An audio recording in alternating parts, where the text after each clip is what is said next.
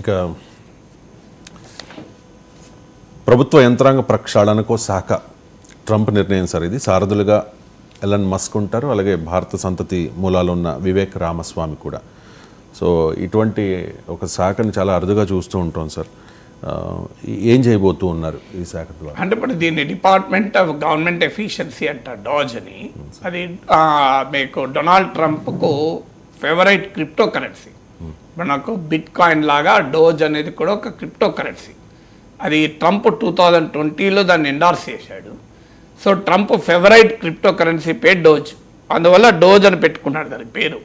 Dose అని పెట్టిన తర్వాత ఎలక్షన్ డే నుంచి ఇప్పటికీ మీకు బిట్ కాయిన్ వాల్యూ 30% పెరిగినట్టుంది, 20 to 30% పెరిగింది. కానీ ఈ డోజ్ క్రిప్టో కరెన్సీ వాల్యూ 153% పెరిగింది, 153% పెరిగింది.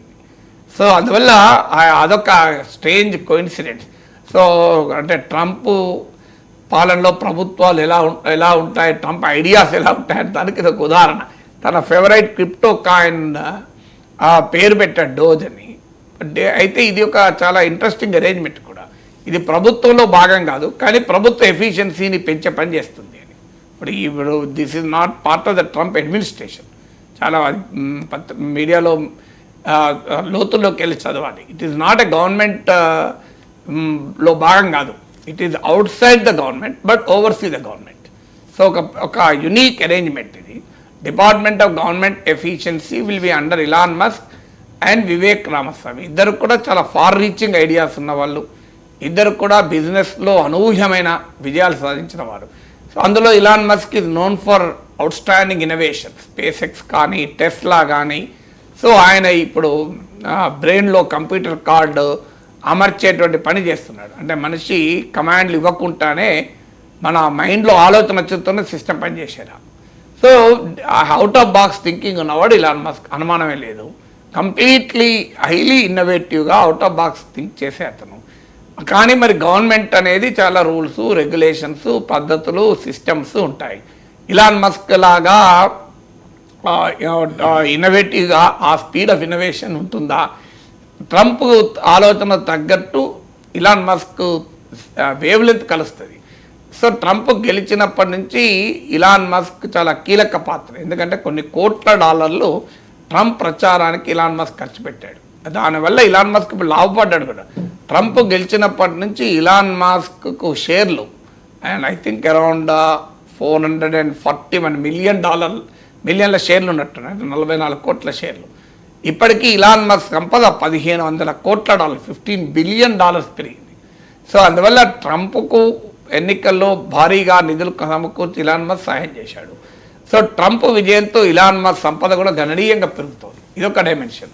ఇప్పుడు ఈ డిపార్ట్మెంట్ ఆఫ్ గవర్నమెంట్ ఎఫిషియన్సీ పని ఏంటి అంటే it will reduce the government. ఇప్పుడు ట్రంప్ ప్రభుత్వము, అమెరికాలో ప్రభుత్వం ఏటా $6.5 ట్రిలియన్ ఖర్చు పెడుతుంది. 6.5 లక్షల కోట్ల డాలర్లు ప్రభుత్వ బడ్జెట్ ఉంది.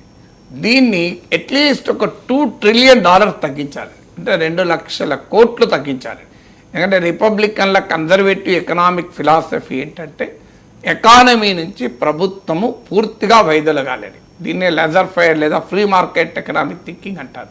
Adam Smith the wealth of నేషన్స్లో చెప్తాడు, none should interfere in the affairs of the economy, especially states should not interfere.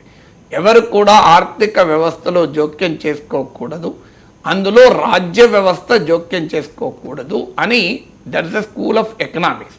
So Republicans represent most conservative free market economics.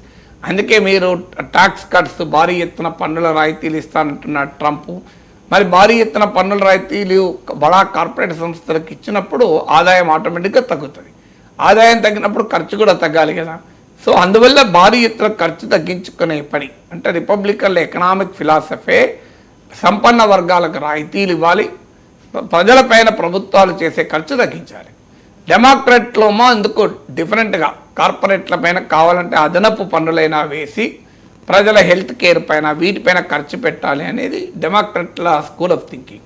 అందువల్ల ట్రంప్ ఆలోచన విధానానికి తగినట్టుగా ప్రభుత్వం చేసే ఖర్చు $6.5 ట్రిలియన్ 6.5 లక్షల కోట్ల డాలర్లో కనీసం $2 లక్షల కోట్ల డాలర్లైనా తగ్గించాలి అని. ఇది తగ్గించడం ఎలా అనేది ఇప్పుడు ఇలాన్ మస్క్ సూచిస్తాడు. అంటే ఎక్కడెక్కడ ప్రభుత్వం ఉండకూడదు అని. సో కొన్ని ప్రభుత్వ డిపార్ట్మెంట్లు కూడా మూసేసే ఆలోచనలో ఉన్నారు. కొన్ని ఓవర్లాపింగ్ డిపార్ట్మెంట్స్ ఉన్నాయి, అలాగే అనేక చట్టాలు ఓవర్లాపింగ్ ఉన్నాయి, అవన్నీ తీసిపడేస్తాం నిబంధనలు అని. అంటే హైలీ బిజినెస్ ఫ్రెండ్లీ దేశంగా అమెరికాని ఇంకా మారుస్తాం. సో ప్రభుత్వ పాత్రను పూర్తిగా తగ్గిస్తాం. అంటే ఈ డిపార్ట్మెంట్ ఆఫ్ గవర్నమెంట్ ఎఫిషియన్సీ పని ఏంటంటే గవర్నమెంట్ లేకుండా చేయడం ఒక రకంగా. సో ఎకానమీలో గవర్నమెంట్ లేకుండా చేయడం. సో గవర్నమెంట్ లేకుండా చేయడమే గవర్నమెంట్ ఎఫిషియన్సీ అని. అంటే గవర్నమెంట్ ఒక ₹10 ఖర్చు పెడితే దాని అవుట్కమ్ ఏంటి అని. సో ఒక యాంగిల్లో చూసినప్పుడు ప్రభుత్వం చాలా ఎఫిషియెంట్గా పనిచేయాల్సిందే. ప్రైవేట్తో పోలిస్తే ప్రభుత్వం హైలీ ఇన్ఎఫిషియెంట్. ఈవెన్ మీకు చాలా ప్రభుత్వ ఎక్స్పెండిచర్లో లీకేజెస్ కూడా హెవీగా ఉంటుంది. మీకు చాలా సింపుల్ ఉదాహరణ చెప్తాను. మీరు ఇవాళ ఒక న్యూస్ పేపర్లో ఫుల్ పేజ్ యాడ్ వేయాలనుకోండి, మీ ఒక ప్రైవేట్ కంపెనీకి ఛార్జ్ చేసే దాంతో పోలిస్తే గవర్నమెంట్ పే చేసేది 10 రెట్లు ఎక్కువ ఉంటుంది, 10 times ఈజీగా ఎక్కువ ఉంటుంది. నేను ఒక పత్రిక సంపాదనగా ఉన్న అనుభవంతో చెప్తున్నాను. ఎందుకు ఉండాలి మరి? గవర్నమెంట్ వేరే ప్రైవేట్ కంపెనీ అయితే ₹10 ఇస్తే గవర్నమెంట్ ₹100 ఇస్తుంది. అది కూడా ఊరు పేరు లేని పత్రికలకు, సర్క్యులేషన్ లేని పత్రికలు కూడా ఇస్తారు. సో మరి ఇదంతా వేస్ట్ ఆఫ్ మనీ కదా. గవర్నమెంట్ ఒక ₹10 ఖర్చు పెడితే ఆ వాల్యూ ఫర్ మనీ ఉండాలి. కానీ గవర్నమెంట్లో ఇప్పుడు పెద్ద ఎత్తున కొంటారు. కానీ ఇప్పుడు మా దగ్గర ఉస్మాన్ యూనివర్సిటీలో డిజిటల్ క్లాస్లో డిజిటల్ ఎడ్యుకేషన్ డెవలప్ చేయాలని ₹1 కోటి ఖర్చు పెట్టారు. నాకు తెలిసినంత వరకు ఒక్క వీడియో కూడా రాలే, సింగిల్ వీడియో కూడా. సో పెద్ద ఎత్తున అన్నీ కొంటారు, కానీ బేసిక్ ఖర్చులకు ఇవ్వరు, మ్యాన్ పవర్ ఖర్చులు ఇవ్వరు. మొత్తం ఒక్క వీడియో రాలేదు తెలిసినంత వరకు ₹1 కోటి ఖర్చు పెడితే. సో నేను ఇన్ని వేల వీడియోలు చేస్తున్నాను. అదే ఉస్మాన్ సిటీలో పాఠం చెప్పినండి. అందువల్ల గవర్నమెంట్లో హెవీ వేస్టేజ్ అయితే ఉంటుంది.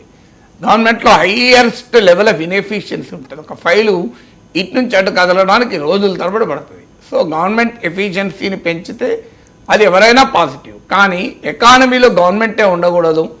గవర్నమెంట్ ఎకానమీని పూర్తిగా అన్రెగ్యులేటెడ్గా ఉండాలి. అంటే అన్రెగ్యులేటెడ్ ఎకానమీ అది own negative dimensions. Atal Bihari Vajpayee అంటాడు, అదుపు ఆజ్ఞలు లేని ఆర్థిక వ్యవస్థ ప్రమాదకరమని. అన్బ్రిడిల్డ్ లిబరలైజేషన్ కూడా ప్రమాదకరం. అందువల్ల ఈ రెండింటిని బ్యాలెన్స్ చేయాలి. గవర్నమెంట్ ఒక పని చేయాలంటే ఇన్నోవేటివ్గా ఉండాలి.